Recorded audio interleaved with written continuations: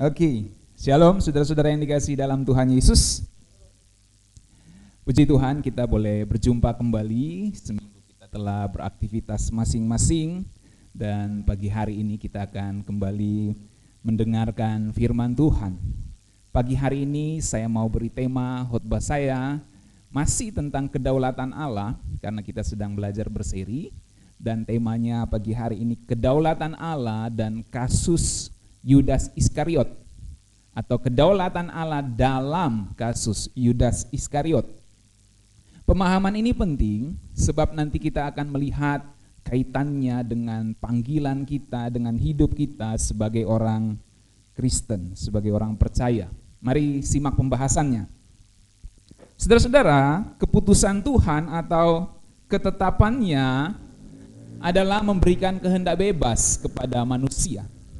Dalam hal ini manusia bebas memilih, tetapi setiap pilihannya ada konsekuensinya dan akan dipertanggungjawabkan kepada Tuhan yang memberikan kehendak bebas itu. Itulah keputusan Tuhan. Tetapi Alkitab juga mencatat ada yang namanya keinginan atau kerinduan Tuhan. Yang saya jabarkan di sini sebagai Tuhan mau dengan kehendak bebas itu manusia memilih atau percaya kepadanya. Itu keinginan Tuhan. Jadi keputusannya Tuhan putuskan saya kasih kehendak bebas kepada manusia. Lalu keinginannya adalah saya mau dengan kehendak bebas itu manusia bisa memilih. Ya. Dan pilihan itu saya mau dia memilih saya. Nah, itu keinginan Tuhan. Tetapi ternyata fakta Alkitab menunjukkan dan banyak sekali kasus dalam Alkitab menunjukkan bahwa tidak semua orang mau memilih Tuhan, benar? Gak semua orang mau memilih Tuhan. Tidak semua orang mau percaya kepada Tuhan. Jadi saudara bisa melihat ada keputusan Tuhan, ada keinginan atau kerinduan atau kehendak Tuhan. Kehendak Tuhan adalah dia dalam hal ini tentu ada banyak kehendak Tuhan. Keputusan Tuhan juga bisa dibilang kehendaknya, ya. Tetapi dalam hal ini saya bedakan keputusannya. Jadi keputusannya adalah memberikan kehendak bebas pada manusia. Dan dengan kehendak bebas itu manusia bebas memilih. Tetapi nanti setiap pilihan ada konsekuensinya. Lalu Tuhan ingin, saya mau dengan keinginan itu, dengan kehendak bebas itu, saya ingin kamu memilih aku. Gitu.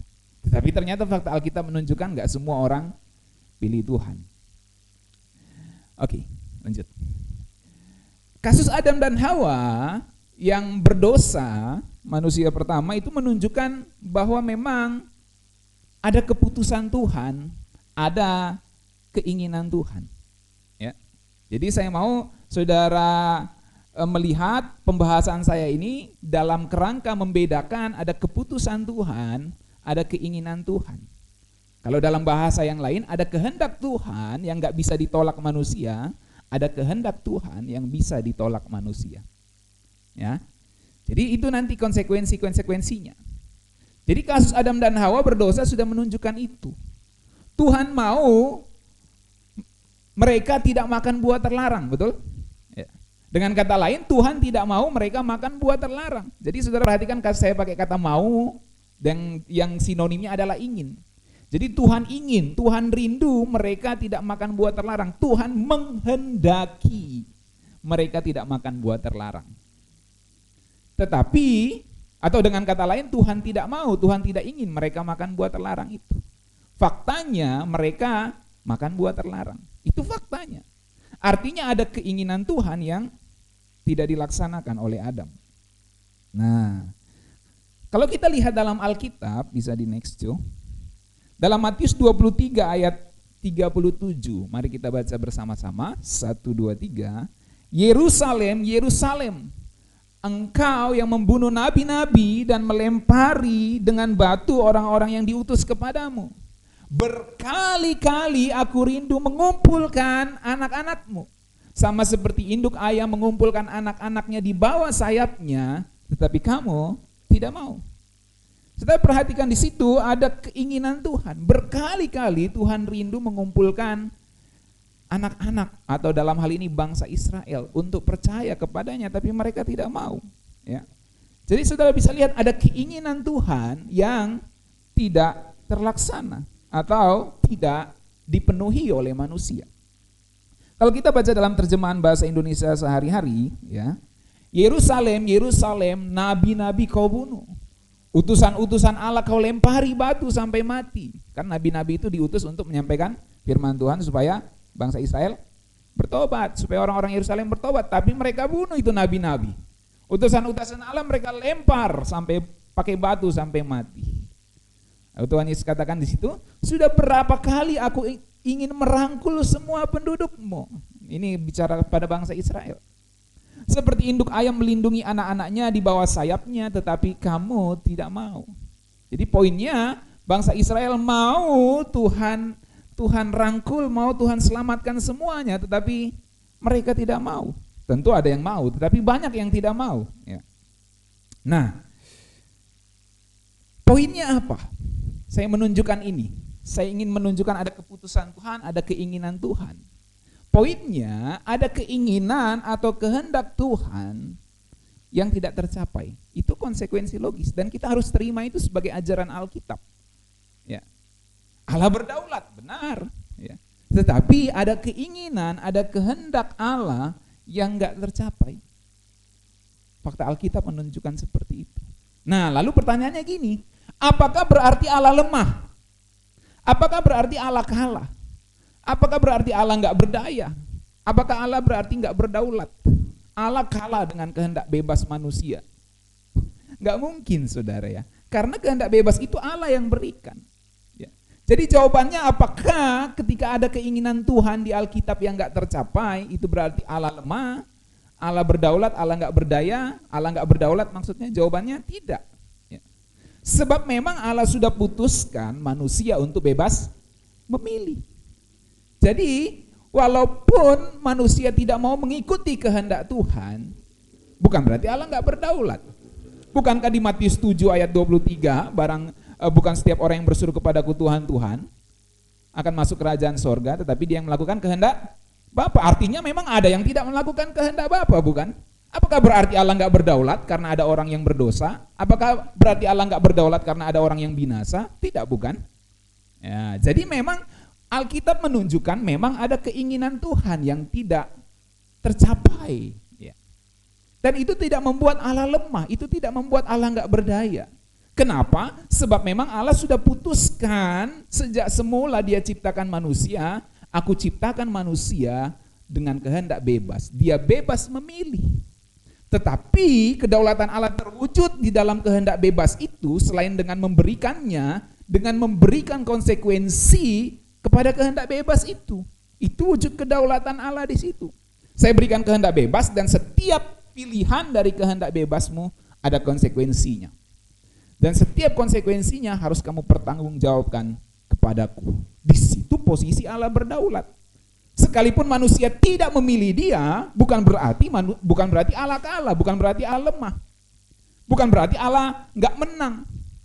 Kalau kita katakan Allah enggak menang atau kalau kita katakan Allah berdaulat, itu bukan berarti selalu keinginan Tuhan itu diikuti oleh manusia. Kalau kita mengatakan bahwa Allah berdaulat berarti semua keinginan Allah berarti diikuti oleh manusia, maka ketika ada manusia binasa, itu berarti Allah yang menginginkan mereka binasa. Konsekuensi logis. Bisa pikirkan ini, saudara? Itu sebabnya saya tidak percaya Allah menetapkan seseorang binasa sejak semula. Sekarang saudara bisa melihat benang merah yang saya maksudkan ini. Jadi memang ada keinginan Tuhan dalam Alkitab yang tidak tercapai. Dan itu berarti bukan berarti Allah enggak berdaulat. Ya, bukan berarti Allah enggak berdaulat. Sebab memang manusia itu diberi kehendak bebas. Orang itu diberi kehendak bebas untuk memilih Tuhan atau tidak. Dan setiap pilihannya ada konsekuensi dan akan dipertanggungjawabkan kepada Allah yang berdaulat. Itu posisi kedaulatan Allah yang benar, saudara. Bukan berarti kedaulatan Allah yang benar itu berarti gini, semua manusia akan mengikuti kehendaknya. Itu berarti Kalau ada yang binasa, kalau ada manusia yang masuk neraka, itu karena kehendak Tuhan menginginkan dia masuk neraka. Saya nggak percaya Tuhan yang seperti itu, saudara ya. Nah, itu logika yang sehat. Kalau kita baca misalnya di dalam 1 Timotius 2 ayat 1, ya, mari kita baca bersama-sama. Pertama-tama aku menasihatkan, naikkanlah permohonan, doa syafaat dan ucapan syukur untuk semua orang. Nah, ini kaitan lagi nanti kedaulatan Allah dan doa. Ya. Jadi rasul-rasul pun yang percaya Allah berdaulat, mereka menyuruh orang untuk berdoa. Ya. Naikkanlah permohonan, doa syafaat, ucapan syukur untuk semua orang, untuk raja-raja dan untuk semua pembesar, agar kita dapat hidup tenang dan tentram dalam segala kesalehan dan kehormatan. Itulah yang baik dan yang berkenan kepada Allah, juru selamat kita. Perhatikan ini, yang menghendaki semua orang diselamatkan dan memperoleh pengetahuan akan kebenaran. Pertanyaan saya, faktanya, apakah semua orang diselamatkan? Tidak, bukan? Berarti ada kehendak Allah yang gak terlaksana dong. Berarti Allah lemah dong. Berarti Allah gak berdaulat dong. Masa selamatin manusia aja yang gak sanggup? Allah macam apa itu? Nah, itu cara berpikir yang salah.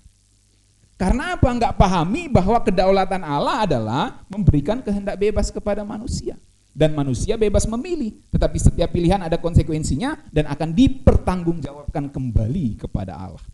Itulah posisi kedaulatan Allah yang benar terkait dengan kehendak bebas.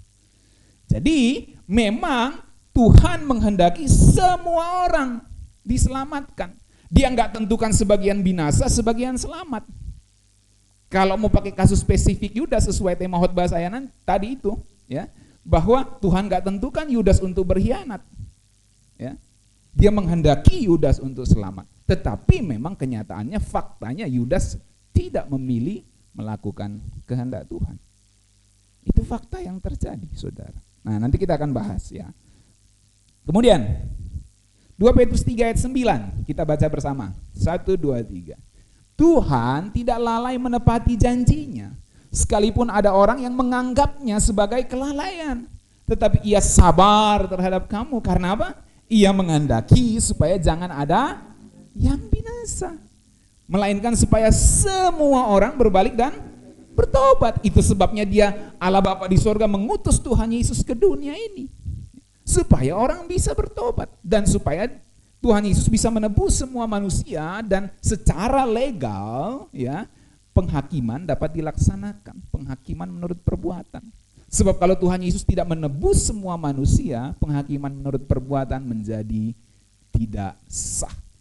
Walaupun Allah berdaulat, tetapi dia punya tatanan, saudara. Dan penebusan membuat tatanan Allah untuk penghakiman itu menjadi terpenuhi. Ya. Jadi dari ayat ini kita mengerti bahwa Tuhan Yesus maupun Allah Bapa menghendaki semua orang untuk bertobat dan menghendaki supaya tidak ada yang binasa. Tapi faktanya, ya, kejadian di lapangan, kejadian dalam sejarah bumi ini, ada orang yang akan binasa. Dan memang binasa. Ya. Nah, sekarang kita mulai melihat kasus Yudas. Ya, Yohanes 17 ayat 12. Saudara perhatikan. Satu kali Tuhan Yesus berdoa untuk murid-muridnya. Jadi dia berdoa spesifik untuk para rasul. Selama aku bersama mereka, aku memelihara mereka dalam namamu, yaitu nama yang telah engkau berikan kepadaku. Aku telah menjaga mereka dan tidak ada seorang pun dari mereka yang binasa selain daripada dia yang telah ditentukan untuk binasa, supaya genaplah yang tertulis dalam kitab suci. Nah, ada orang yang mengatakan, wah, itu berarti Yudas ditentukan untuk binasa. Ya. Setelah perhatikan di situ kalimatnya, aku telah menjaga mereka dan tidak seorang pun dari mereka yang binasa selain daripada dia yang telah ditentukan untuk binasa. Pertanyaan saya, apakah Yesus termasuk menjaga Yudas? Sehingga Yudas binasa. Jadi dalam pengawasan Tuhan pun ada yang binasa. Apakah berarti Tuhan Yesus nggak sanggup didik Yudas? Apakah sebagai guru, sebagai sang master, sebagai Lord, sebagai guru, maha guru yang agung, Tuhan Yesus nggak sanggup mendidik Yudas? Sepintar apakah Yesus Kristus itu? Seteladan, sehebat apa keteladannya Yesus Kristus itu? Masa Yudas saja tidak tidak mau mengikuti teladan hidupnya. Jadi memang pada realitanya ada saja orang-orang di sekitar lingkungan kita yang mungkin berkhianat. Walaupun kita sudah tunjukkan teladan hidup yang baik. Walaupun kita sudah sampaikan nasihat yang baik. Walaupun kita sudah ajarkan yang baik. Walaupun kita bawa dia terlibat dalam pelayanan kita. Tetapi ternyata toh dia memilih untuk berkhianat kepada Tuhan. Fakta itu memang ada. Bahkan di sekitar kita, di lingkungan kita fakta itu ada. Ada orang-orang yang kita pikir dia sangat rohani, ternyata berkhianat kepada Tuhan. Sangat mengerikan, bukan? Apakah itu berarti kesalahan seorang pendeta? Apakah itu berarti kesalahan orang yang mendidiknya? Apakah itu berarti kesalahan gurunya?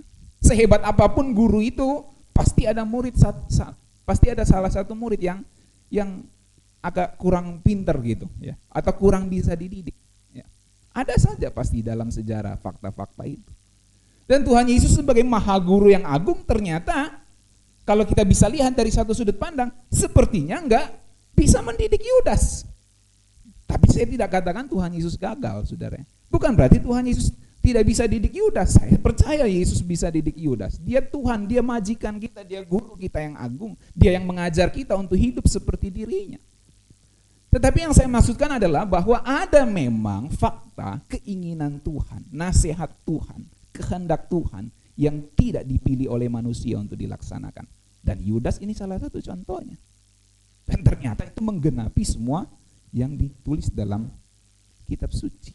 Nah, nanti kita lihat hubungan-hubungannya. Jadi saudara bisa lihat di sini, ada yang dalam pengawasan Tuhan Yesus pun ternyata binasa. Apakah berarti Yudas ditentukan untuk binasa? Jawaban saya tidak. Kalau saudara baca dalam terjemahan bahasa Inggris, ya, terjemahan ditentukan untuk binasa dalam bahasa Indonesia itu sebenarnya the son of perdition, ya. Anak kehancuran atau anak kebinasaan. Ya. Jadi aku menjaga mereka dalam namamu, I keep them in thy name. Ya. Dan semua yang kau berikan kepadaku, aku jaga. Dan tidak ada yang hilang. And none of them is lost, but the son of perdition, anak kebinasaan. Itu yang kemudian tidak mau mengikuti penjagaanku. Ya kira-kira begitu. Jadi kenapa Yudas menjadi anak kebinasaan? Kan itu pertanyaan kita. Kenapa dia jadi anak kebinasaan? Apakah dia ditentukan? Apakah memang Yudas sejak semula ditentukan untuk binasa? Sehingga dalam perjalanan sejarah Tuhan memang program, Tuhan memang kontrol pikiran Yudas untuk mengkhianatinya? Tidak seperti itu.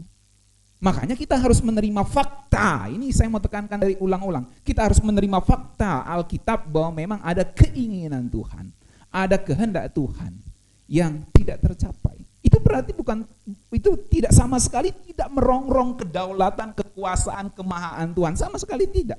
Memang itulah keputusan kehendaknya. Dan kita harus bisa menerima hal itu. Ya, sebagai kebenaran Alkitab. Nah, jadi pertanyaan kita waktu melihat ada fakta Yudas Iskariot berkhianat, pertanyaan kita, kenapa Yudas disebut son of perdition? Kenapa Yudas disebut anak kebinasaan?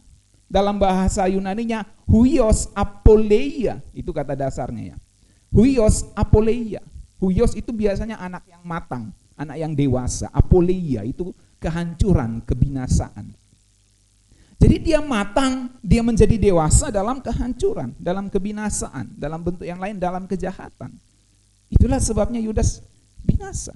Nah, kalau saudara naik dulu Jo. Nah, kalau saudara lihat, kasih bahasa Indonesianya aja.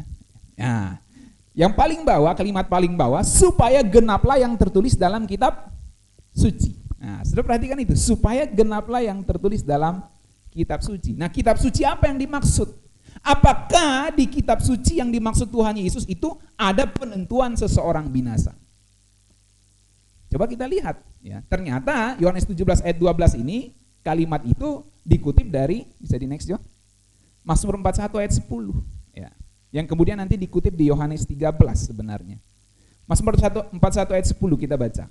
Bahkan sahabat karibku yang kupercayai, yang makan rotiku telah mengangkat tumitnya terhadap aku. Nah, sebenarnya gini, saya potong aja sih penjelasannya singkat. Kalau saudara baca itu ayat ya, sahabat karibku yang kupercayai yang makan rotiku. Oke, kita taruhlah ini langsung kepada Tuhan Yesus. Ya, ini kan Mazmur nubuatan. Kemudian dikutip oleh Tuhan Yesus, dijadikan dasar pengkhianatan Yudas. Kalau kita lihat saja, langsung saya potong. Tuhan Yesus menyebut dalam kondisi ini misalnya Yudas ya. Yudas itu sahabat karibnya. Apakah sejak semula orang yang dianggap sahabat karib ini dalam dekrit kekalnya tanpa diketahui oleh Yudas, sang Allah anak yang waktu belum jadi manusia ini, Allah anak udah tentukan bersama Bapa di surga, ini nanti ku jadikan sahabatku, tapi diam-diam ku program dia mengkhianatiku. Hahaha, begitu. Allah macam apa seperti itu? Nggak ada, saudara. Allah nggak menentukan seperti itu. Jadi kenapa Yudas berkhianat? Karena memang dia memilih untuk berkhianat. Saudara perhatikan itu, bahasanya bahkan sahabat karibku yang kupercaya yang makan rotiku telah mengangkat tumitnya terhadap aku. Nah, saat Tuhan Yesus membasuh kaki murid-muridnya, ya saudara semua tahu ceritanya, ayat ini dikutip oleh Tuhan Yesus untuk menyinggung Yudas Iskariot yang akan mengkhianatinya. Nah, coba kita baca ya. Ini konteksnya Tuhan Yesus membasuh kaki murid-muridnya. Saya baca dalam terjemahan firman Allah yang hidup karena lebih enak kita menelaahnya, ya. Dalam Yohanes 13 ayat 18 firman Allah yang hidup, aku tidak mengatakan hal-hal ini kepada kalian semuanya. Aku benar-benar mengenal masing-masing dari antara kalian yang telah kupilih. Kitab suci menyatakan seseorang yang makan malam bersama-sama dengan aku akan mengkhianati aku dan ini akan segera terjadi. Perhatikan Tuhan Yesus katakan, aku mengenal kalian masing-masing dari antara kalian yang telah kupilih. Jadi Yudas pun dipilih dan dia dikenal Tuhan. Jadi Tuhan tahu ternyata memang Yudas ini pengkhianat. Nah, kemudian next.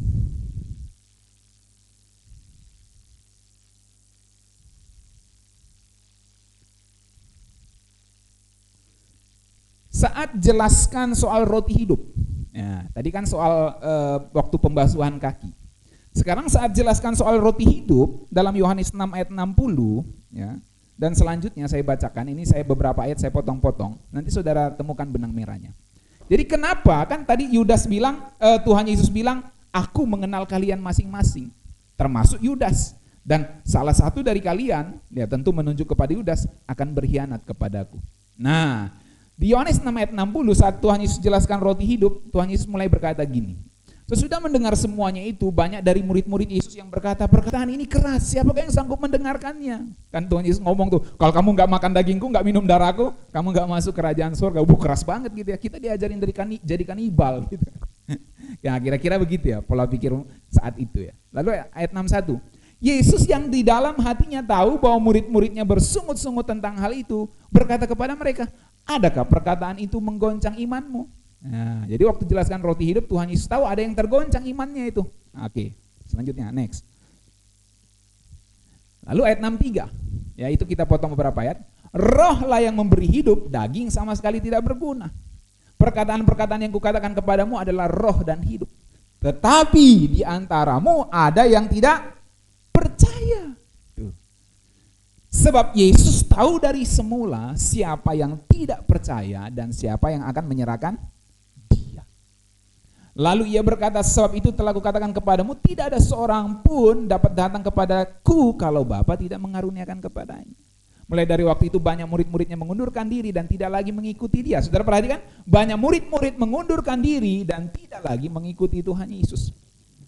Maka kata Yesus kepada ke-12 muridnya, apakah kamu tidak mau pergi juga? Kan ada kelompok murid 12, ada murid-murid yang lain. Ketika banyak yang lain pergi, dia tanya kepada 12 murid, kamu nggak mau pergi juga? Kamu nggak mau pergi juga gitu. Kalau pakai bahasa bercanda, seandainya saya Tuhan, seandainya ya. Mungkin kalau saya akan bilang gini, kamu gak mau pergi juga? Gue ajarin lo jadi kanibal loh, gak makan daging, minum darahku. Nah, tentu dalam konteks bercanda ya. Tapi Tuhan gak seperti itu waktu itu. Dia ngomong gini, kamu gak pergi juga? Perkataan tuh keras. Sekarang kamu mau dengar gak? Kamu percaya gak? Kalau kamu gak makan dagingku, gak minum darahku, kamu gak akan masuk kerajaan surga. Ya. Jadi Tuhan tahu ketika dia mengajarkan hal itu, ada murid-muridnya yang gak percaya. Dan kebanyakan yang gak percaya itu pergi. Tapi ada satu yang gak percaya tetap tidak pergi. Itu masalahnya. Jadi saudara mengerti? Jadi ada yang gak percaya pergi. Nah, dari kelompok 12 murid ada satu yang tetap nggak percaya kepada perkataan Tuhan Yesus, tetapi dia nggak pergi. Kenapa dia nggak pergi? Nah, itu pertanyaannya kan, kenapa dia nggak pergi? Yohanes 6 ayat 70. Jawab Yesus kepada mereka, bukankah aku sendiri yang telah memilih kamu yang 12 ini? Ya. Namun seorang di antaramu adalah iblis.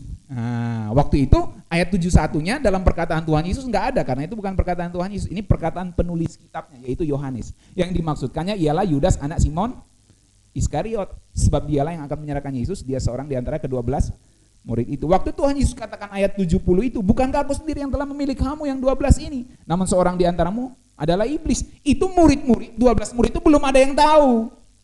Ya. Siapa yang akan berkhianat? Belum ada yang tahu.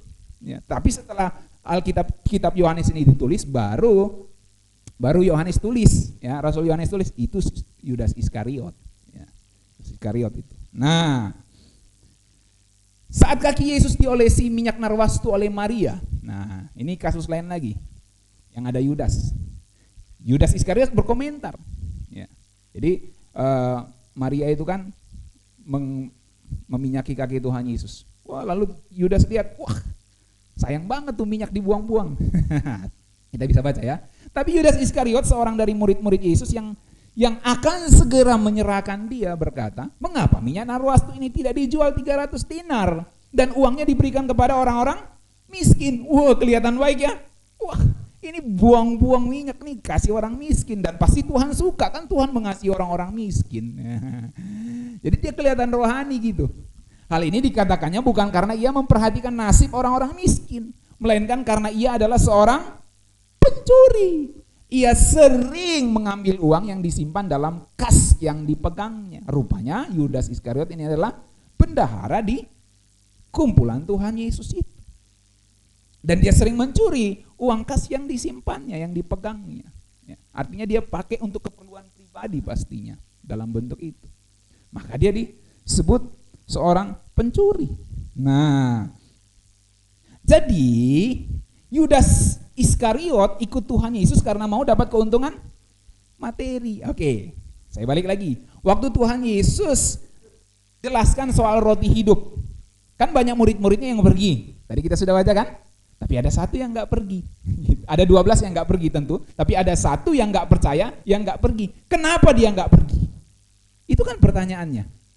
Kenapa yang lain pergi, yang satu ini nggak pergi? Padahal nggak percaya perkataan Tuhan Yesus. Nah, kenapa dia nggak pergi? Jawabannya karena memang Yudas mau ikut Tuhan Yesus demi keuntungan materi. Apa keuntungannya? Dia jadi bendahara, dia dapat uang, dia pegang uang banyak, dia bisa pakai untuk keperluan pribadinya sendiri. Nah, jadi saat yang lain pergi, Yudas tetap nggak pergi karena memang masih mau dapat keuntungan. Yang lain nggak tahu, ia kelihatan setia, padahal bertahan hanya untuk dapat keuntungan materi. Yang lain kan nggak tahan tuh pergi, 12 yang tahan, tapi ternyata satu ini nggak percaya, tapi dia tetap bertahan. Demi apa? Keuntungan materi. Jadi dia kelihatan setia seperti 11 murid yang lain. Dan yang lain nggak tahu kalau dia ternyata suka mencuri uang kas. Nah, jadi dia bertahan, Yudas Iskariot bertahan hanya untuk keuntungan materi. Sampai akhirnya Yudas matang dalam kejahatan dan akhirnya jadi anak kebinasaan. Berkali-kali Tuhan Yesus singgung loh. Aku milih kamu yang 12 ini, tapi satu di antaramu iblis. Harusnya bertobat itu Yudas, tapi dia nggak bertobat. Ya. Jadi sampai akhirnya Yudas terus keras kepala, dia keras hati, dia pikir Tuhan Yesus tidak tahu perbuatannya, maka dia menjadi matang dalam kejahatan. Dan disebut dalam konteks doa Tuhan Yesus di Yohanes 17 tadi, dia jadi son of perdition, huios apoleia, anak kebinasaan. Saudara bisa dapat benang merahnya yang saya sampaikan ini?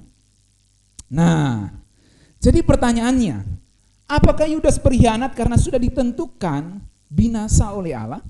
Jawabannya tidak. Ini sangat logis dan sangat alkitabiah, saudara. Yudas tidak ditentukan atau Yudas binasa, toh. Kalau Yudas masuk neraka itu bukan karena dia ditentukan untuk binasa oleh Allah. Kalau dia berkhianat bukan karena dia ditentukan untuk berkhianat. Yudas binasa karena memang hatinya, atau lebih tepatnya dalam pakai bahasa Yohanes 17, Yudas jadi anak kebinasaan, jadi son of perdition, yang dalam bahasa Indonesia jadi orang yang ditentukan untuk binasa. Ya sebenarnya kurang tepat, tapi ya nggak apa-apa lah. Tapi mesti dimengerti, jadi ditentukan untuk binasa karena memang hatinya, motivasinya nggak benar untuk ikut Tuhan Yesus. Jadi kalau saudara mau tanya sama saya, Pak, apakah benar Yudas ditentukan untuk binasa? Kita samakan dulu definisi ditentukan untuk binasa. Kalau kamu mengatakan dia ditentukan untuk binasa, dalam arti karena motivasinya nggak benar ikut Tuhan Yesus, akhirnya binasa, dalam konteks itu saya percaya Yudas ditentukan untuk binasa. Karena toh memang keputusan untuk binasa dan selamat itu berasal dari Tuhan. Kenapa? Karena dia hakim segenap bumi. Hakim yang adil. Maka keputusan siapa yang binasa, siapa yang selamat pasti dari Tuhan. Dan pertanyaannya, kenapa kamu binasa? Alkitab tunjukkan Yudas binasa karena dia menjadi matang dalam kejahatan, menjadi anak kebinasaan. Siapa yang berhak membinasakan manusia? Bukan malaikat, bukan manusia yang lain, bukan ciptaan yang lain, hanya Tuhan. Takutlah kepada Dia yang berkuasa membinasakan baik jiwa maupun tubuh di dalam neraka. Kalau saudara katakan, saya nggak percaya Tuhan tentukan seseorang binasa, saya percaya Tuhan tentukan seseorang binasa. Tetapi karena apa? Pasti ada alasan yang jelas. Karena memang Tuhan yang tentukan seseorang binasa atau selamat. Saya percaya itu. Masalahnya penentuannya kita definisikan. Hak Allah menentukan karena Dia hakim. Dan karena Dia hakim, pasti Dia memutuskan sesuatu dengan adil. Dan pasti pengadilan itu melihat perbuatan. Itu yang saya sebut kedaulatan Allah selalu melihat respon manusia. Jadi sampai sini saudara bisa melihat benang merah karakter Allah yang adil dan berdaulat itu luar biasa. Jadi Tuhan itu tidak memanfaatkan Yudas untuk berkhianat kepadanya. Seolah-olah Yudas dalam dunia real dia berkhianat, tetapi dalam dekrit kekal, dalam ketidaktahuan kita, dalam dekrit rahasia Allah, dia memprogram, dia menentukan Yudas untuk berkhianat. Alkitab tidak ajarkan seperti itu, saudara ya. Makanya kita mesti melihat Alkitab dalam terang firman Tuhan dan karakter Allah yang benar yang diajarkan Alkitab. Jadi pertanyaan, apakah Yudas berkhianat karena sudah ditentukan binasa oleh Allah? Jawabannya tidak. Yudas binasa karena memang hatinya, motivasinya nggak benar ikut Tuhan Yesus. Dan saudara perlu tahu bahwa semua murid juga awalnya motivasinya nggak benar ikut Tuhan Yesus. Salah satu buktinya, mereka masih mau cari siapa yang terbesar di antara para murid. Mereka berpikir, oh nanti Tuhan Yesus karena dia melakukan banyak mujizat, nanti dia akan bangun kerajaan, nanti kita akan jadi pembesar-pembesarnya. Memang Tuhan akan bangun kerajaannya, yaitu di langit baru bumi baru, bukan di bumi ini, sebab bumi ini akan jadi neraka.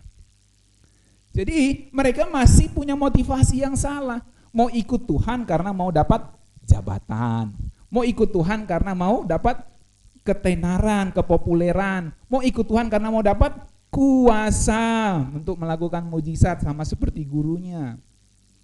Nah itu motivasi yang gak benar untuk ikut Tuhan. Jadi kalau saudara bertobat jadi orang Kristen, motivasimu apa? Apakah cuma karena supaya terkenal, supaya viral, supaya bisa kaya? Ya, ada banyak orang ikut Tuhan karena mujizat, bisa kaya, ya, dan lain-lain. Perbaiki motivasi kita. Dan kalau saudara sampai mendengar berita Injil keselamatan, Tuhan mau ubah hidup kita. Tuhan mau ubah hidupmu. Nah, jadi murid-murid juga awalnya motivasinya nggak benar, ya. Tetapi mereka mau diubah. Berbeda dengan Yudas. Yudas tuh nggak mau diubah. Makanya karena dia nggak mau diubah, dia tetap terus dalam kejahatannya. Dia jadi son of perdition, huios apoleia. Anak yang dewasa, yang matang dalam kehancuran, dalam kejahatan. Sebab huios tuh anak dewasa. Dan bagaimana seseorang menjadi dewasa? Gak mungkin dia jebret langsung dewasa gitu, lahir langsung dewasa.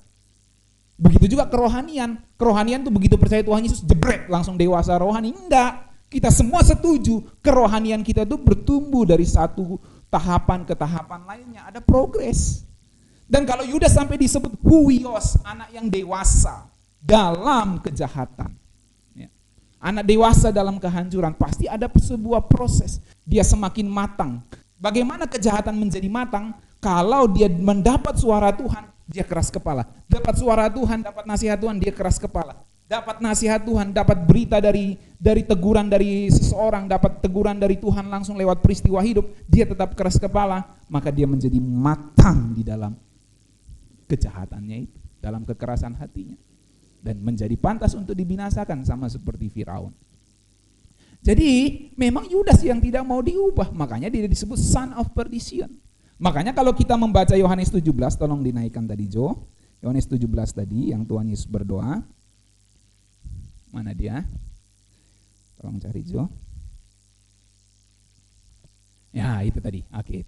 Ya, makanya kalau kita baca ya, aku telah menjaga mereka dan tidak ada seorang pun dari mereka yang binasa selain daripada dia yang telah ditentukan untuk binasa. Jangan lalu kita langsung membangun teologi tuh Yudas ditentukan sejak kekal untuk binasa. Salah, tidak seperti itu.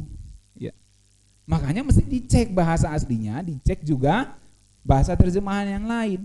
Saya setuju terjemahan ini dalam konteks kebenaran yang mesti dijelaskan. Apakah Yudas ditentukan binasa dalam konteks ini? Bisa ditentukan binasa. Tetapi kenapa ditentukan binasa? Karena Tuhan punya keputusan menentukan Yudas binasa sebab dia berkhianat. Harus ada alasannya yang jelas. Memang Tuhan yang putuskan binasa, bukan? Siapa yang akan memutuskan seorang bersalah atau tidak di pengadilan? Hakim, bukan? Maka dalam hal ini Tuhan sebagai hakim segenap manusia, hakim segenap bumi akan menentukan siapa yang binasa, siapa yang selamat. Setuju saya. Tapi masalahnya kenapa ditentukan? Itu kan yang permasalahannya yang kita mau cari. Dan ternyata terjemahan yang lain diangkat, bisa naik tadi Jo, son of perdition, menjadi matang dalam kebinasaan. Oke, kembali ke slide yang bawah tadi Jo, lanjutannya. Sampai di mana tadi kita lihat dulu. Ya itu tadi. Terus ya. Terus. Ya itu dia. Naikkan dulu. Itu. Jadi Yudas nggak mau diubah. Maka karena dia nggak mau diubah, ya sementara yang murid yang lain mau diubah, tapi Yudas nggak mau diubah sehingga dia disebut iblis oleh Tuhan. Maka Yudas menjadi orang yang menggenapi apa yang ditulis dalam Mazmur 41 ayat 10. Gitu. Nah, coba kita lihat ayatnya tadi. Di next saja, Jo. Nah, perhatikan ya, Mazmur 41 ayat 10. Jadi, seharusnya, saya kasih poinnya, seharusnya semua murid lain tuh bisa berpotensi menggenapi Mazmur 41 ayat 10, enggak harus Yudas. Nah. Ya, itu tadi, Jo. Naik. Nah, itu dia. Saudara perhatikan ya, Mazmur 41 ayat 10. Saudara perhatikan isi nubuatnya, ya. Mari kita baca. Sahabat karibku yang kupercayai yang makan rotiku. Nah, siapa yang menjadi sahabat Tuhan? 12 rasul pulang, bukan? Siapa yang makan roti bersama Tuhan? 12 rasul, bukan? Apakah cuma Yudas yang makan roti bersama Tuhan? Apakah cuma Yudas yang ikuti kemana saja Tuhan Yesus pergi? Tapi kenapa Yudas disebut sahabat? Kalau memang kita mau langsung tunjuk Yudas di situ. Poin saya adalah semua murid juga disebut sahabat karib, termasuk Yudas. Semua murid juga makan roti bersama dengan Tuhan Yesus. Jadi siapapun yang gak mau diubah di antara para murid bisa menggenapi nubuat itu. Kecuali nubuatnya tulis begini, ya. Nanti ada seorang bernama Yudas Iskariot yang akan berkhianat. Maka semua orang Israel gak akan kasih nama anaknya Yudas Iskariot. Atau kalau ada Tuhan Yesus jadi di situ, ya. Orang yang bernama Yudas Iskariot nggak akan mau ikut dia, gitu. Mungkin bisa jadi seperti itu ya. Ya itu asumsi saja. Ya. Jadi maksud saya adalah semua murid juga sahabat karib. Kan nubuatannya sahabat karibku yang kupercaya yang makan rotiku. Bukan cuma Yudas loh di situ. 12 murid. Jadi siapapun yang nggak mau diubah oleh Tuhan, yang nggak mau ikuti ajarannya Tuhan, nggak mau ikuti hidupnya Tuhan Yesus, pasti bisa menggenapi nubuat itu. Nah, next. Saat perjamuan Paskah kita lihat ya, perjamuan Paskah. Demikian juga dibuatnya dengan cawan ini sesudah makan. Ia berkata, Tuhan Yesus maksudnya berkata, cawan ini adalah perjanjian baru oleh darahku yang ditumpahkan bagi kamu. Tetapi lihat tangan orang yang menyerahkan aku ada bersama dengan aku di meja ini. Karena Tuhan Yesus sudah tahu ini pengkhianat ini. Ini sering curi uang kas ini. Nah lalu sebab anak manusia memang akan pergi seperti yang telah ditetapkan. Akan tetapi celakalah orang yang olehnya ia diserahkan. Saudara perhatikan ayat 22 itu. Ada yang mengatakan ayat itu sebagai dasar Yudas ditentukan binasa. Tuh lihat Yudas ditentukan binasa. Lukas 22 ayat 22. Sebab anak manusia memang akan pergi seperti yang telah ditetapkan. Dan akan tetapi celakalah orang yang olehnya ia diserahkan. Apakah benar ayat itu bicara Yudas ditentukan binasa? Tidak, saudara. Next. Tidak seperti itu. Makanya kalau kita baca Alkitab mesti perhatikan konteksnya. Ayat ini sering disalah artikan bahwa Yudas ditetapkan binasa. Yang benar Yudas ditetapkan Yesus maksud saya, Yesus anak manusia ya, ditetapkan Bapa untuk diserahkan dan disalibkan. Nah, lalu siapa saja bisa melakukannya? Siapa saja bisa menyerahkan di antara 12 murid itu, di antara yang disebut sahabat karib yang makan semeja dengan Tuhan, sehidangan dengan Tuhan, yang makan rotinya Tuhan, itu kan bisa siapa saja, bisa Petrus, bisa Thomas, bisa Andreas, betul? Bisa siapa saja, nggak harus Yudas gitu. Siapa saja bisa melakukannya, nggak harus Yudas. Tapi yang melakukannya pasti celaka, itu yang Alkitab catat. Celakalah siapa yang melakukannya. Dan ternyata sejarah membuktikan, fakta Alkitab menunjukkan bahwa Yudaslah yang berkhianat. Apakah karena Yudas ditentukan sejak kekal binasa? Tidak, karena memang dia menjadi matang dalam kejahatannya. Bukan karena Tuhan tentukan dalam arti Tuhan suka dia binasa. Ya, enggak. Ingat ada keinginan Tuhan yang tidak dapat tercapai. Dalam hal ini keinginan Tuhan untuk mengubah Yudas enggak tercapai karena memang Yudas berkhianat, saudara. Oke, next. Nah, enggak heran saat hendak mencari pengganti Yudas, ya itu tambah S itu Yudas. Murid-murid berkata begini kan, mereka berkumpul berdoa. Simon Petrus bilang, ayo kita harus cari pengganti Yudas nih supaya jumlahnya pas 12, seperti 12 suku Israel ya, kira-kira gitulah ya, walaupun gak dicatat gitu. Nah lalu, karena kan kalau saudara belajar secara eklesiologi atau ilmu tentang gereja gitu ya, teologi tentang gereja, maka gereja atau 12 rasul itu adalah nenek moyang orang percaya. Ya, itu bisa disebut begitu kan. Kalau nenek moyang suku Israel, bangsa Israel jasmani adalah 12 suku Israel. Kalau nenek moyang bangsa Israel rohani dalam hal ini adalah 12 rasul. Nah, itu secara eklesiologi ya. Nah, jadi makanya jumlahnya harus 12. Sehingga Simon Petrus sebagai pemimpin para rasul mencari pengganti Yudas. Dan ketika mereka mencari pengganti Yudas, mereka berdoa dan mereka berkata begini, dicatat dalam Kisah Rasul 1 ayat 24. Mereka semua berdoa dan berkata, ya Tuhan, Engkau yang mengenal hati semua orang, tunjukkanlah kiranya siapa yang Engkau pilih dari kedua orang ini untuk menerima jabatan pelayanan, yaitu kerasulan yang ditinggalkan Yudas, yang telah jatuh ke tempat yang wajar baginya. Saudara perhatikan, kerasulan yang ditinggalkan Yudas. Artinya Yudas memang meninggalkan kerasulannya. Bagaimana, apa bentuk konkretnya, bentuk tindakan Yudas meninggalkan kerasulannya? Dengan mengkhianati Tuhan Yesus, dengan menjual Yesus dengan 30 keping perak. Kenapa dia menjual Tuhan Yesus dengan 30 keping perak? Karena dia mau ikut Tuhan Yesus untuk cari keuntungan. Gitu. Jadi dia meninggalkan kerasulannya, ada bentuk tindakannya, dan dicatat di sini dalam bentuk pasif, kerasulan yang ditinggalkan Yudas.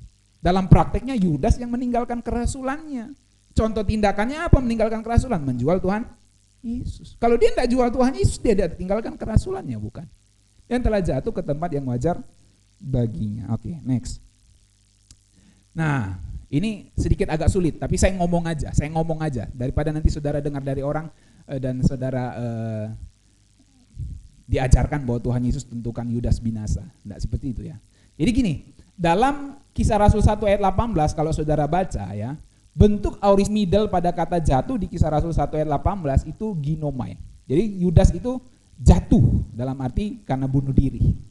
Nah, biasanya ada orang mengatakan bahwa bentuk aorist middle itu menunjukkan bahwa Yudas ditentukan binasa. Ada yang ngotot katakan gitu. Tapi saya katakan tidak menunjukkan sejak semula dalam arti ditetapkan binasa.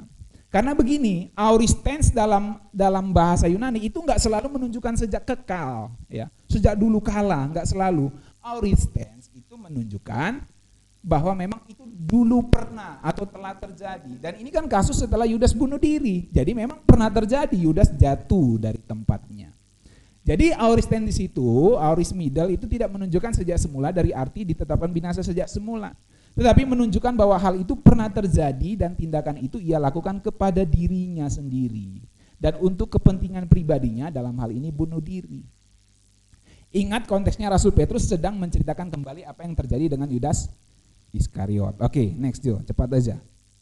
Sedangkan bentuk aorist infinite pada kata jatuh di Kisah Rasul 1 ayat 25, kalau saudara baca Kisah Rasul 1 ayat 25, itu ada kata jatuh. Ya.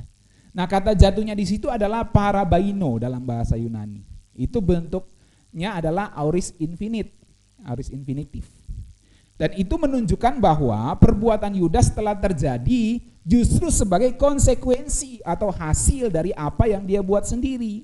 Dalam hal ini mengkhianati Tuhan Yesus dan secara otomatis meninggalkan kerasulannya atau dijatuhkan dari kerasulannya. Ya. Jadi dalam hal ini mengkhianati Tuhan Yesus itu adalah jatuh atau melakukan pelanggaran. Coba bisa dinaikkan Jo. Ada kayaknya tadi Kisah Rasul 1 ayat 25 kan? Ayat 24. Kalau dalam bahasa Inggris 25 dia. Ya. Nah itu saudara perhatikan ya. Ayat 25 ya. Untuk menerima jabatan ya, pelayanan yaitu kerasulan yang ditinggalkan Yudas yang telah jatuh. Nah, kata jatuh disitulah, coba di next lagi coba. Jatuh disitulah yang disebut, nah itu parabaino, ya.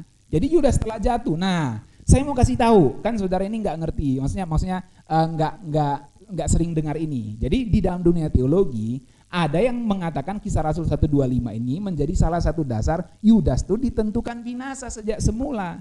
Kenapa? Karena melihat kata parabaino itu ditulis dalam bentuk aorist infinitif. Jadi Yudas itu memang ditentukan sejak semula untuk jatuh. Nah, itu penafsirannya. Tapi saya katakan nggak gitu cara memahami aorist infinitifnya. Ya.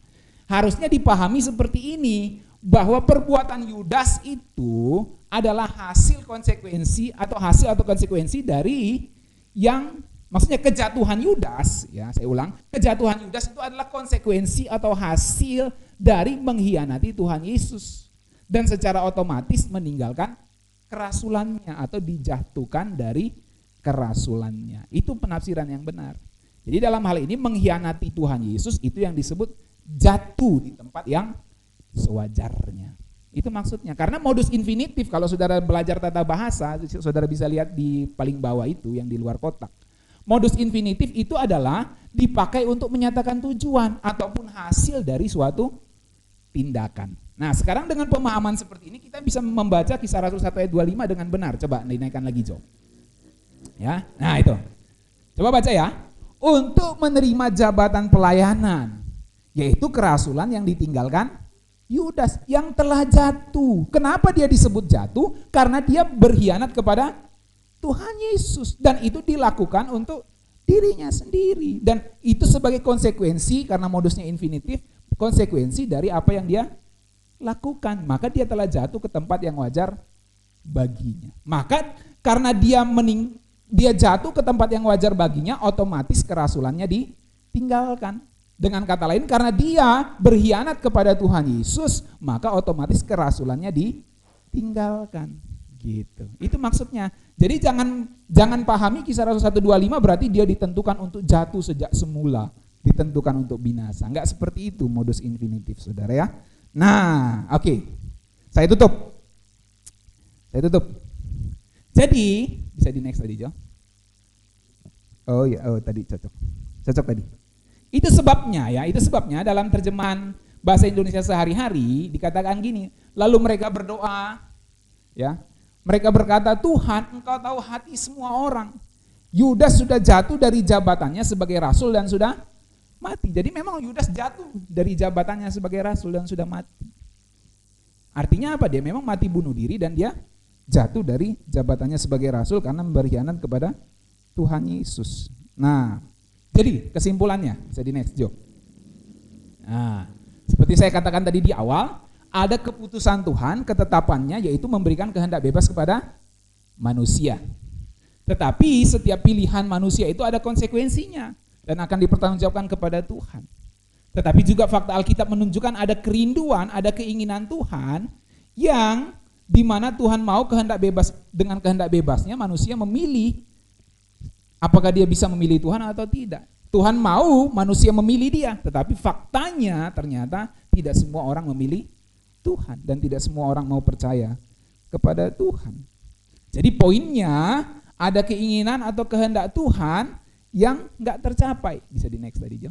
Nah, itu poinnya. Ada keinginan, ada kehendak Tuhan yang nggak tercapai. Pertanyaannya, karena judulnya adalah kedaulatan Allah dalam kasus Yudas Iskariot, pertanyaannya, apakah berarti Allah lemah karena Yudas binasa? Apakah berarti Allah lemah kalau Yudas berkhianat? Apakah Yesus nggak sanggup sebagai guru yang maha agung, sebagai guru segala guru, dia nggak sanggup didik Yudas? Apakah berarti Yesus itu gagal sebagai guru? Tidak. Ya. Apakah berarti Yesus nggak berdaulat selamatkan Yudas? Tidak. Apakah berarti Allah lemah, nggak berdaya? Jawabannya tidak. Sebab memang Allah sudah putuskan manusia bebas memilih, itu keputusan Tuhan yang nggak bisa diganggu gugat. Siapa mau bantah aku? Aku yang berdaulat, aku yang ciptain kamu, kuputuskan kamu, ku kasih kehendak bebas. Tetapi dengan kehendak bebas itu aku mau, aku rindu kamu memilih aku. Dan setiap pilihanmu, kalau kamu tidak pilih aku, konsekuensinya ini mati, binasa selama-lamanya. Kalau kamu pilih aku, konsekuensinya hidup yang kekal. Jadi ada konsekuensinya. Aku mau, kamu pilih aku. Tapi kalau kamu tidak mau, maka ku binasakan. Karena aku yang berdaulat membinasakan. Kira-kira itu Tuhan mau ngomong. Dan akan kamu pertanggungjawabkan semua yang kamu buat dengan kehendak bebasmu itu kepadaku. Jadi saudara-saudara yang dikasihi dalam Tuhan, mari kita memilih Tuhan. Amin. Mari kita memilih Tuhan. Oke. Saya mau kasih satu aplikasi praktis karena ada satu anak muda yang bertanya lalu soal jodoh. Ya. Oke, bisa ditampilkan juga gambar saya. Scan yang lain tadi. Nah, ini saya tutup di sini ya. Tertampil? Di situ enggak? Oke, di situ enggak ya? Coba lihat di YouTube apakah dia nampil gambar ini? Enggak ya? Oke, ini sekarang saya gambar sudah tampil? Sudah ada? Oke, saya tutup ini ya, saudara-saudara. Ada yang bertanya gini, ya. Ada yang bertanya soal jodoh. Minggu lalu setelah ibadah. Jadi apakah jodoh itu ditentukan Tuhan, Pak? Nah, ini saya kasih contohnya ya, gambarannya. Jadi misalnya ini ada seseorang, ya. Maka apakah jodoh itu di tangan Tuhan atau di tangan kita? Ditentukan Tuhan atau kita sendiri yang bebas memilih? Nah, kalau kita melihat kasus Adam dan Hawa, memang Hawa itu diberikan Tuhan jodohnya. Adam dalam hal ini diberikan Tuhan jodohnya, yaitu Hawa. Tapi setelah manusia banyak, kan manusia bisa memilih tuh yang mana yang disukainya, bukan? Dan saudara harus mengerti, kalau saudara baca di kisah Nabi Nuh, ya, kenapa salah satu alasan utamanya yang dicatat secara tertulis, kenapa sampai Tuhan mau membinasakan manusia di zaman Nuh? Karena mereka kawin campur, ya, anak-anak Allah kawin dengan manusia, anak-anak manusia itu dalam arti keturunan Set kawin dengan keturunan Kain gitu ya. Jadi Tuhan nggak mau nanti keturunan Set jadi jahat dan nggak melahirkan Mesias gitu. Jadi itu intinya. Ada yang tafsirkan anak-anak Allah di situ malaikat kawin dengan manusia, ya whatever lah ya. Tetapi yang pasti salah satu alasan Tuhan membinasakan manusia di zaman Nuh itu sehingga Nuh jadi Adam yang berikutnya dalam arti manusia yang melahirkan keturunan-keturunan lainnya ya setelah Adam. Jadi alasannya karena perkawinan campur itu. Jadi memang soal jodoh itu sangat penting kita perhatikan. Dan Tuhan mau dengan kehendak bebasnya manusia memilih yang terbaik untuk pasangan hidupnya, bukan yang memperburuk keadaannya. Nah, jadi kalau ada tanya, jodoh itu di tangan Tuhan atau kita, Pak? Ingat Tuhan sudah kasih kehendak bebas. Apakah gambar saya sudah muncul di situ? Sudah ada 4 di sini, ya? Oke. Jadi misalnya ada orang, maka ini ada 4 wanita, ya. Wanita yang bernama A, wanita bernama B, wanita bernama C, dan wanita bernama D. Ya, sorry ya. Nah, jadi yang mana yang jodoh dari Tuhan, Pak? Jadi begini, posisi Tuhan adalah Dia menyediakan semua ini kepada kita. Maka kita bebas memilih yang mana yang kita mau, kita bebas memilih siapa yang akan jadi pasangan hidup kita. Tetapi tentunya ada keinginan Tuhan, ya kan? Kan ada keputusan Tuhan. Keputusan Tuhan adalah aku memberikan kepada manusia, pada pria, perempuan-perempuan untuk dijadikan pasangan hidupnya. Tentu satu aja, karena perkawinan Kristen itu monogami. Kamu pilih salah satu ini untuk jadi pasangan hidupmu. Kalau Adam kan gak ada pilihan lain. Sekarang kita ini anak-anak muda ini, ada banyak wanita-wanita ini di gereja, di luar gereja, yang Kristen atau non-Kristen. Tetapi tentu Tuhan mau yang seiman. Dan Tuhan mau kamu pilih tentu yang menyenangkan hati dia, yang dimana kamu bisa lebih banyak cocok. Jadi soal jodoh, Tuhan sediakan, Tuhan tetapkan, nih ada pria, ada wanita. Enggak ada jodoh itu pria setengah wanita, pria setengah setengah pria setengah wanita, ya. Karena Tuhan cuma ciptakan Adam dan Hawa, ya. Dan apa orang bilang dalam bahasa Inggris? Saya lupa. Oke. Jadi intinya cuma ada Adam dan Hawa, ya. Jadi enggak ada itu yang setengah pria setengah wanita, itu enggak benar.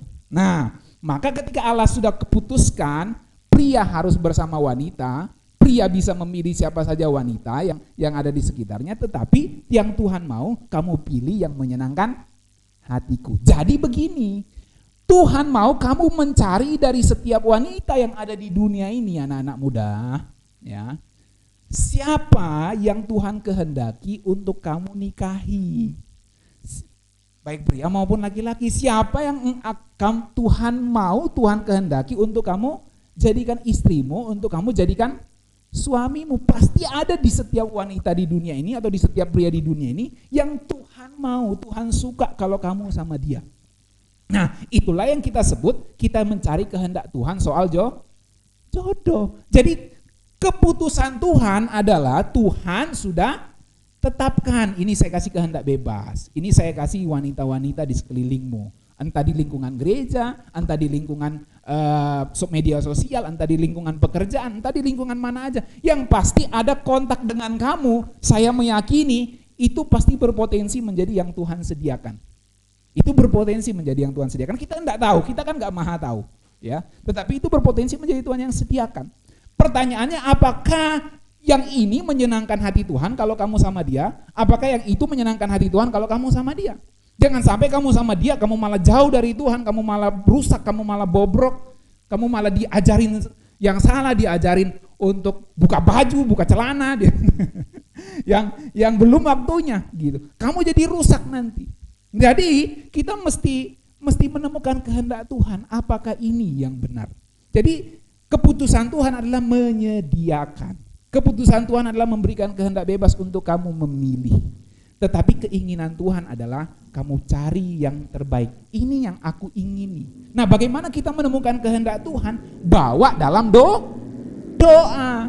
Makanya kalau kamu pacaran anak-anak muda atau kalau kamu mau bangun hubungan, bawa hubunganmu itu dalam doa. Pasti Tuhan bicara, pasti Tuhan nyatakan sesuatu kalau kamu sudah benar-benar mencari dan berusaha dan berdoa. Jadi memang Tuhan sediakan ini semua, saudara. Tapi misalnya si F ini, prianya F, Tuhan maunya itu dia sama si D ini. Tuhan senangnya dia sama si D. Itu keinginan Tuhan. Tapi apakah ini bisa terlaksana? Bisa jadi kalau memang si F ini mencari kehendak Tuhan. Tapi kalau misalnya si F ini memilih si B sebagai jodohnya, ya, saya kasih warna lain. Dia memilih si B sebagai pasangan hidupnya. Ya, ini mungkin ya tidak terlalu menyenangkan hati Tuhan. Dan mungkin Tuhan melihat dia sebaiknya lebih maksimal sama ini. Tapi apakah akan terlaksana? Belum tentu keinginan Tuhan terlaksana karena kamu pilih ini. Tapi siap-siap terima konsekuensinya. Kalau kamu sama ini mungkin kamu akan berkelahi di setiap rumah tangga. Tahun depan kamu akan berkelahi di sini. Tahun depan kamu akan bertengkar soal ini, keuangan. Tahun depan lagi kamu bertengkar. Tuhan sudah tahu kalau kamu pilih ini gitu. Tapi kalau kamu pilih ini bukan berarti nggak ada masalah. Mungkin kamu akan menghadapi persoalan-persoalan di awal pernikahan. Tapi kemudian kamu akan membangun kehidupan rumah tangga yang harmonis dan kamu semakin mencintai mengasihi Tuhan. Ini yang Tuhan senang. Gitu. Nah, jadi apakah ini berpotensi bisa jadi baik? Bisa juga. Kan kita nggak tahu. Kita kan nggak mau tahu. Hanya Tuhan yang tahu. Makanya kalau misalnya ya Misalnya ada seorang yang pilih ini, tetapi dia kemudian berusaha untuk sebaik-baiknya saling koreksi diri, ya, berusaha untuk bertumbuh di dalam Tuhan. Mereka menjadi suami istri yang mengasihi Tuhan, yang semakin mencintai Tuhan, mendidik anak-anaknya di dalam Tuhan. Mereka bisa jadi rumah tangga yang bagus juga. Gitu. Nah, kalau memang kasusnya seperti itu, berarti kemungkinan yang B itu harusnya yang D, gitu. Atau yang D itu harusnya yang B, gitu misalnya. Jadi kan saya kan tidak tahu yang mana kehendak Tuhan atau enggak, tetapi kita harus menemukannya. Dan ini saya kasih contoh, misalnya yang D itu yang benar-benar Tuhan senangi, tetapi kamu pilih B, maka siap tanggung konsekuensinya. Dan itu bukan soal selamat binasa, tetapi soal bagaimana kamu dalam kehidupan untuk menjalani pengiringanmu kepada Tuhan. Jadi setiap orang tuh ada pertanggungjawabannya kepada Tuhan. Makanya untuk anak-anak muda, kalau kamu mau cari pasangan hidup, carilah kehendak Tuhan. Ya, bawa dalam doa, tetapi bukan berarti doa aja nggak berusaha, harus berusaha. Ya, kalau ada orang dekati, ya lihat-lihat. Ada orang senter-senter ini, lihat-lihat bawa dalam doa. Tuhan mau nggak sama dia sama saya? Atau mungkin Tuhan sebenarnya lebih senang kamu tidak menikah. Bisa jadi, gitu. Karena saya mau kasih tahu bahwa ada kehidupan di dunia akan datang. Dan kehidupan yang seperti ditetapkan Tuhan sejak semula tidak baik manusia seorang diri saja. Dan ada kehidupan nanti yang lain, saudara. Dan Tuhan sediakan di langit baru, bumi baru, dan itu fisik. Ya. Jadi gak usah takut dalam kehidupan ini untuk memilih pasangan hidup. Nah, bagaimana Oscar? Sudah terjawab pertanyaannya? Akhirnya saya bukan namanya yang bertanya. Ya, jadi itulah soal pasangan hidup ya anak-anak muda. Poinnya adalah Tuhan sudah kasih keputusannya, yaitu dia memberikan kehendak bebas kepada kita. Ya. Jadi mau nikah, siapa? Nona, siapa lagi anak-anak muda kita? Joshua, Lydia, Ewi, siapa lagi? Bayu, pokoknya semua anak-anak muda kita ini. Ya. Ingat, kalau kamu nanti pilih pasangan hidup, cari dalam kehendak Tuhan. Pasti dari sekian banyak wanita ada satu yang Tuhan paling senang kalau kamu sama dia. Tapi kalau toh kamu nggak sama dia, berarti ya kamu siap jalani konsekuensi kehidupan. Makanya cari kehendak Tuhan. Dan bagi kita yang sudah menikah, Bapak Ibu, jangan berpikir lagi istrimu ini bukan yang Tuhan kehendaki. Kamu harus pikir bahwa inilah yang Tuhan senang, dan kamu harus mengubah cara berpikirmu, karaktermu dengan dia. Gitu. Semakin mencintai mengasihi Tuhan. Jadi bapak-bapak, Pak Rahman, Pak Dolok, jangan menyesali istrimu, ibu-ibu ya, Ibu Beli, Ibu Yanti, semua jangan menyesali suamimu ya. Dengan segala kekurangan, dengan segala kelemahannya, terimalah dia apa adanya, bertumbuhlah di dalam Tuhan, karena dia pasti yang terbaik yang Tuhan sediakan untuk hidupmu. Harus yakini seperti itu. Tetapi bagi yang belum menikah, saya ingatkan baik-baik, cari kehendak Tuhan, cari kehendak Tuhan supaya tidak ada penyesalan. Apakah yang Tuhan kehendaki berarti selalu mulus-mulus Pak dalam perjalanannya? Enggak selalu. Karena konflik itu bagi kita manusia berdosa itu mendewasakan. Konflik itu mendewasakan. Jadi enggak selalu yang Tuhan senangi berarti dalam perjalanan hidup pernikahannya enggak ada masalah. Pasti tetap ada masalah. Pasti tetap ada masalah. Ya. Cuma bagaimana kita mengelola setiap permasalahan itu menjadi sarana untuk kita bertumbuh, mengasihi Tuhan, dan semakin memilih Tuhan. Ketika kita mau marah sama istri, ketika istri mau marah sama suami, kita bisa berpikir gini, aku memilih kehendak Tuhan. Aku enggak mau marah, aku mau ngomong baik-baik. Kita bisa memilih, bukankah itu menjadi sarana untuk kita semakin bertumbuh? Amin. Daripada kita bentak, bubar rumah tangga nanti. Jadi kita bisa memilih dari sekian banyak pilihan untuk merespon dengan baik. Dan untuk kita bisa hidup kudus berkenan kepada Tuhan, maka Tuhan proses kita melalui cara kita merespon. Ingat, Tuhan sudah putuskan kita dikasih kehendak bebas, dan setiap pilihan kita akan kita pertanggungjawabkan kepada Tuhan. Maka di akhir khotbah ini saya mau katakan, pilihlah Tuhan. Pilihlah merespon sesuai dengan kehendak Tuhan. Dengan seperti itu kita akan menjadi seperti Kristus. Terus tahap-tahap kita menjadi seperti Kristus, memiliki pikiran dan perasaan Tuhan. Mari kita memilih Tuhan. Tuhan berkati kita sekalian. Saya ajak kita berdoa. Bapa kami yang di sorga, kami berterima kasih buat kebenaran firman Tuhan ini. Kiranya kami boleh diberkati lewat kebenaran ini. Kami tahu Tuhan punya keputusan, Tuhan punya kehendak untuk kami bisa memilih. Walaupun banyak dari pilihan hidup kami tidak menyenangkan hati Tuhan. Kami mohon ampuni kami Bapa. Kami mau terus memilih Tuhan, memilih yang menyenangkan hati Tuhan. Memilih yang menyenangkan hati Bapa di sorga, seperti Tuhan Yesus yang memilih untuk melakukan kehendak Bapa. Kami mau memilih untuk melakukan kehendak Bapa dalam kehidupan kami. Tolong kami Roh Kudus, kami tidak mungkin bisa tanpa Engkau ya Roh Kudus. Pimpin kami semua dan kami mohon kiranya Engkau memberkati setiap orang yang mendengarkan firman Tuhan ini di mana saja mereka berada. Dengan segala pergumulan, dengan segala permasalahan dalam kehidupan mereka masing-masing, Bapa hamba berdoa, kiranya Engkau tolong mereka untuk tetap berada di dalam kehidupan yang berkenan di hadapan Tuhan. Kami bersyukur Bapa untuk firman-Mu di dalam nama Tuhan Yesus. Haleluya. Amin.